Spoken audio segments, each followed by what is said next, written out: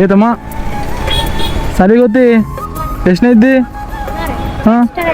ಎಷ್ಟು ಕನ್ನಡದ ಇಂಗ್ಲೀಷ್ ಅದ ಕನ್ನಡ ಮೀಡಿಯಮ್ ಇಂಗ್ಲೀಷ್ ಕನ್ನಡ ಮೀಡಿಯಮ್ಮ ಈಗ ಈ ಮುಂದೇನಾಗ್ತೀವಿ ದೊಡ್ಡವಾಗಿ ಒಂದು ಪ್ರಶ್ನೆ ಕೇಳ್ತಾ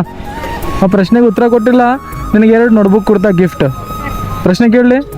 ಭಾರತದ ಮೊಟ್ಟ ಮೊದಲು ಪ್ರಧಾನಮಂತ್ರಿ ಯಾರಾಗಿರೋ ಗೊತ್ತಿಲ್ಲ ಇನ್ನೊಂದು ಕೇಳ್ತೇನೆ ಹಾಂ ಪ್ರೆಸೆಂಟ್ ನಮ್ಮ ದೇಶದ ಪ್ರಧಾನಮಂತ್ರಿ ಯಾರ